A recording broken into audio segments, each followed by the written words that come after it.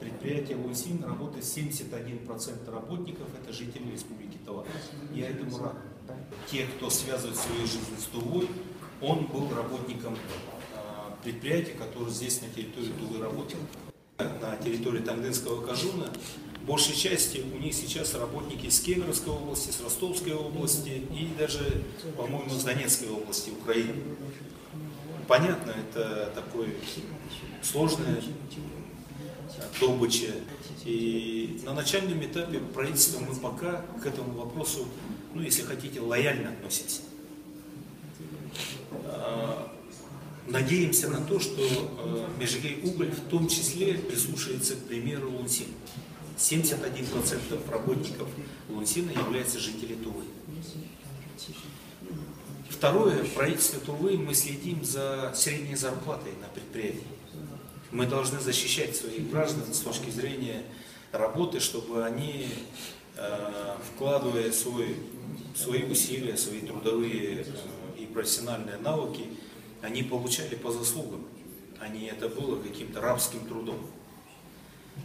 Мне нужно с удовлетворением сказать, что в данном случае соглашение, которое выполняет Лунсин, оно соответствует. То есть по уровню зарплаты предприятие сейчас на уровне средней зарплаты в Туве 20 рублей. Это хорошо, это здорово. Но совершенству предела нет. Мы будем наших партнеров просить, если хотите, обязывать к тому, чтобы они повышали зарплату. Второе, вот соглашение, которое при вашем присутствии, которое сейчас подписано, оно связано с одним из выполнений пункта вот того соглашения, которое мы подписали, если не изменяет мне память. Я начал переговоры прямо с 2007 года, и она была подписана, ну, мне поправят, по-моему, в 2010 в 2009 году. В 2009 году, как видите, это соглашение имеет уже историю. Есть у нас положительный опыт, то, что вместе с Лунсином 50/50 мы содержим фонд поддержки оленеводцев.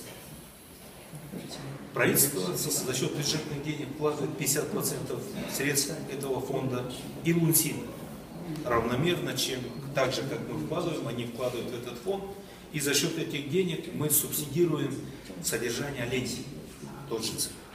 Это то, что мы договорились, и сейчас это выполняется. Насколько я знаю, руководителем попечительского совета является депутат Верховного права. Это является как раз то, что мы тогда подписали, это то, что Республика Тыва должна реализовать на территории Торахема, то есть районного центра Тожинского Кажуна, среднее специальное учебное заведение. Вы знаете, что это Торахем, это и есть. И вместе с Лунсином мы именно там готовим сейчас специалистов. Там тоже горный техникум есть, филиал. И эти ребята, честно скажу, далеко не все удерживались на предприятии, потому что, наверное, они связывают свою жизнь со своей малой родиной, Барунхельским Кажуном. Более разумно и правильно, в большей части тотжинцев, чтобы они работали, потому что вахтовые поселки здесь неуместны. Желательно, чтобы работники были все-таки те, кто связан с этой землей. Благодарит Шованерити за высокую оценку нашей работе. И понимание местных жителей, компания развивается лучше. Он еще помнит, есть такая политика, называется «В каждой семье не менее одного с высшим образованием». Это он очень хорошо запомнил.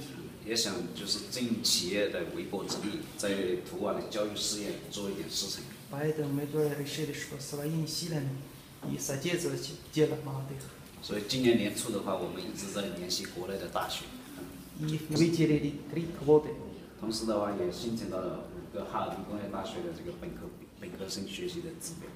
И тоже получили разрешение от самого хорошего университета с Китая, Харбинского промышленного университета. Можно делать больше вклад в развитие Родины. Спасибо. Еще одно бы хотел, обратить ваше внимание. Вот, к сожалению, интернет – это то пространство, в котором часто гуляет разного рода информация. Где-то правда, где-то полуправда, а где-то прямая ложь. В этом отношении довольно модным является там обсуждение темы по поводу продажности властей, плохой власти, необъективной власти и тому подобное. Пусть это останется на совести тех, кто об этом пишет. Я все-таки хочу обратить внимание на факты. В данном случае факты таковы. Мы живем в большом государстве. Частью этого большого государства является Республика Тыва.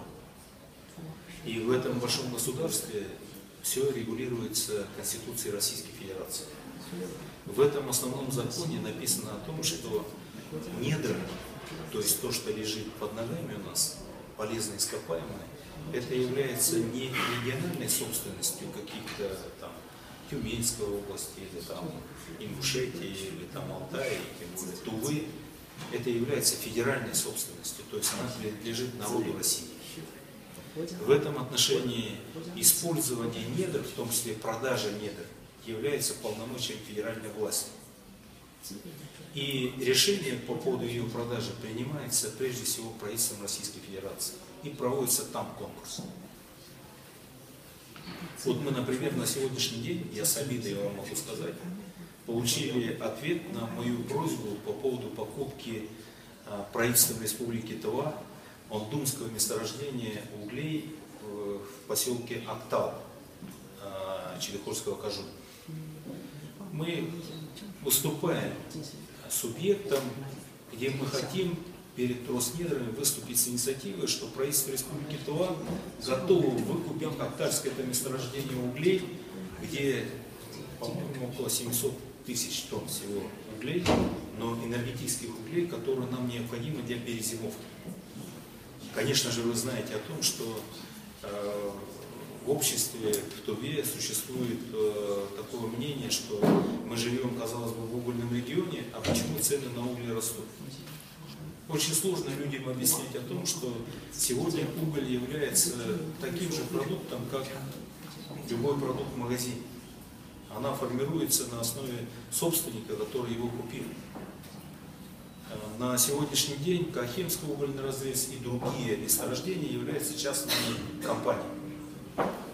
Правительство Тувы участвовать в этом ценообразовании имеет очень маленький шанс на то, чтобы регулировать эти или влиять на эти цены.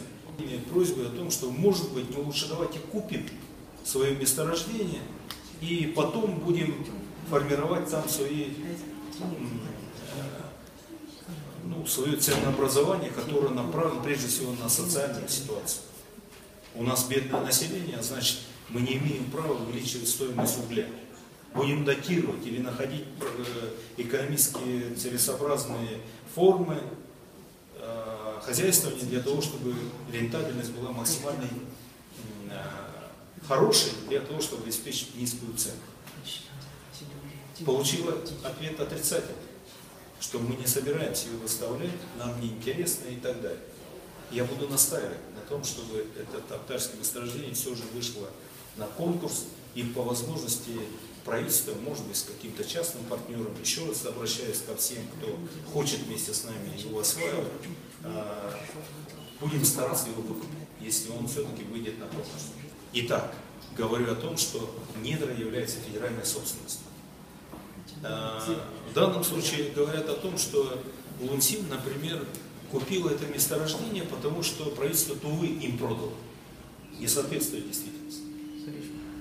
Более того, это было продано Лунсину в 2006 году. Я вступил в должность в 2007. Благодарен нашему частному партнеру за то, что он пошел нам навстречу по поводу публичного открытого соглашения. Мы обсуждаем, как нам вести, а открыто для всего народа говорим, о чем мы договорились. И один из пунктов нашего соглашения сегодня мы реализовали, и я этому очень рад. Экология. Мы должны с вами понимать, что промышленное развитие – это всегда компромисс. Само собой разумеется, было бы здорово, если бы вообще ничего не тронуто было. Это был бы идеальный вариант. Но с другой стороны, для того, чтобы Тува развивалась и люди имели возможность приносить зарплату, домой. Нам надо, чтобы было у нас производство, где люди бы, работая, зарабатывали деньги, а выпускался товар, который востребован. И развитие, это вот умные люди сказали о том, что хочешь стабильность, развивай сельское хозяйство, а хочешь быть богатым, развивай промышленность. Я думаю, это правда. Для того, чтобы Тува имела шанс строить школы, вот, например, у нас 32 школы из 170, по-моему, они давно уже ветхие и аварийные. Школы, где наши дети учатся. Например, в Вишкине, Судьборского Кажуна, сейчас школа, но она уже давным-давно пришла в свое такое тяжелое состояние. Хуртайга, вот школа, она сейчас 1936 года постройки, уже там давным-давно она признана аварийным еще лет 10 тому назад. Лучший интернат, то есть здание, которое предусмотрено для житья, просто для ночевки учеников. У нас денег нет на то, чтобы строить эту школу. Мы замахнулись, только вроде бы основу там где-то начали делать, и все, на этом остановились. Да что уж там говорить, вон, пожалуйста, вон красивое здание, там дворец молодежи. Я обещал нашим ребятам молодым его построить в год молодежи. Я не смог этого сделать, я очень извиняюсь, понимая, что не рассчитал. Но дворец молодежи, видите, он стоит уже 4-й год долгостроен. Как нам найти эти 400 миллионов рублей для того, чтобы его достроить, и наши дети имели возможность, помимо просто учебы в школе, заниматься и за студией, или там ходить на более другие неурочные какие-то виды кружков, секций и так далее. Конечно, только зарабатывая деньги. Только по прошлому году, сейчас было сказано, более 160 миллионов рублей доходов в республиканский бюджет принесли. Я им только скажу спасибо за это. Другое дело, я требую о том, чтобы Лунсин выполнял, а может быть перевыполнял все требования экологического законодательства. Для себя осознаю, что то место, в котором они сейчас работают, она для нас является просто жемчужиной Тувы. И в этом отношении, конечно же, понимаю те тревоги людей, которые высказывают иногда и незаслуженно, а иногда довольно так четко по поводу того, что бережно относитесь к тому, что вы сегодня осваиваете.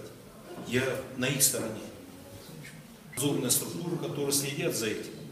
На этот момент времени у меня нет сигналов по поводу того, что выходит за пределы законодательства. Я первым буду стоять против Лунсина, если это произойдет.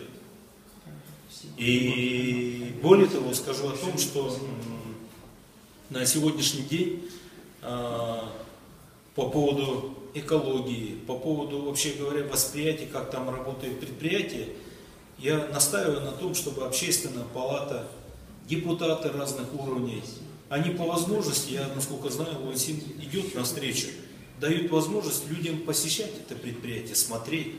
Журналистов вас приглашаю на то, чтобы вы вели вот такой, ну, если хотите, общественный надзор за деятельностью предприятия. На сегодняшний день то, что они 160 миллионов рублей заплатили и, вообще говоря, более 500 миллиарда рублей заплатили налогов в республиканский только бюджет, что ж, это здорово. Мы вместе с Лунсином, например, реализовали вот эту асфальтовую дорогу, которая идет вокруг Кызыла. Чтобы большегрузные их машины, в том числе и другие машины, Ойна и другие, Кахемского угольного разреза, не ездили по той дороге, которая называется магистральная. Если вы помните, мы его построили тоже относительно недавно. И сейчас все большегрузные машины ездят в объезд города Кызыла. В нем есть 19 миллионов рублей Лунсина, который вложил эти деньги. Так что будьте, пожалуйста, объективны.